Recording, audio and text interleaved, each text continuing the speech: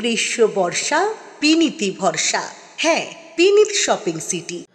নমস্কার, আপনারা দেখছেন হুগলি আপডেট। আপনাদের সঙ্গে আমি উষা।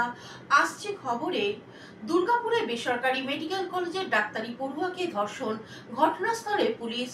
বেসরকারি মেডিকেল কলেজের দ্বিতীয় বর্ষের ডাক্তারি পড়ুয়াকে ধর্ষণের অভিযোগ, ব্যাপক উত্তেজনা দুর্গাপুরে। শোভাপুরের কাছে বেসরকারি ওই মেডিকেল কলেজের উড়িষ্যার জলেশ্বরের ওই তরুণী ডাক্তারি পড়ছিলেন। গতকাল রাত্রি 8:30 নাগাদ ওই ডাক্তারি পড়ুয়া কলেজ ক্যাম্পাসের বাইরে এক ছেলে বন্ধুর সঙ্গে বেরিয়েছিলেন। বেসরকারি হাসপাতালের পেছনে দিকে একটি রাস্তার জঙ্গলে নিয়ে যাওয়া হয় ওই তরুণীকে। সেখানেই এই ঘটনা ঘটে। খবর পেয়ে পুলিশ আসে घटनास्थले। शुरू হয়েছে তদন্ত। वो तो खाने के लिए निकला था ना, वो लड़का बोला कि तो उसका दोस्त बोला कि वो खाने के लिए चलो बाहर जाएंगे, तो वो लड़की आए थे खाने के लिए, तो वो लड़का बोला कि चलो थोड़ा गेट के बाहर घूमने चलेंगे।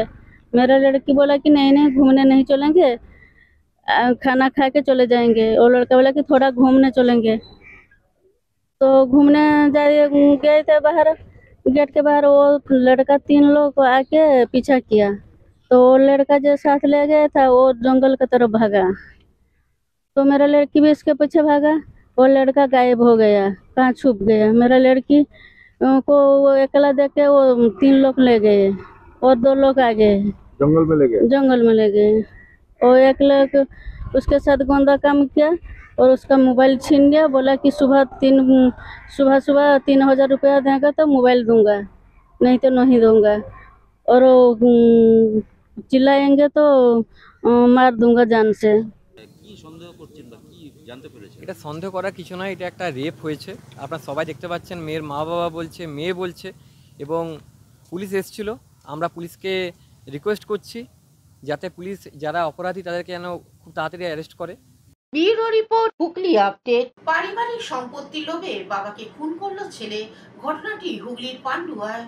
হুগলির পান্ডুয়া থানার সাতঘরিয়া এলাকায় সম্পত্তি নিয়ে পারিবারিক বিবাদের জেরে শেখ বসির 64 বছর বয়স নামে এক ব্যক্তি নৃশংসভাবে খুন হন। অভিযোগ, তার ছেলে শেখ মহসিন বয়স 35 বছর বাবাকে জোর করে সম্পত্তি নিজের নামে লিখে নেওয়ার জন্য চাপ দেন। বসির রাজি না হওয়ায় তর্ক বিতর্কের সময় মহসিন 5 কেজি ওজনের গ্যাস সিলিন্ডার দিয়ে বাবার মাথায় আঘাত করেন। গুরুতর অবস্থায় বসিরকে হাসপাতালে নিয়ে যাওয়া হলে তাকে মৃত বলে ঘোষণা করা হয়। পান্ডুয়া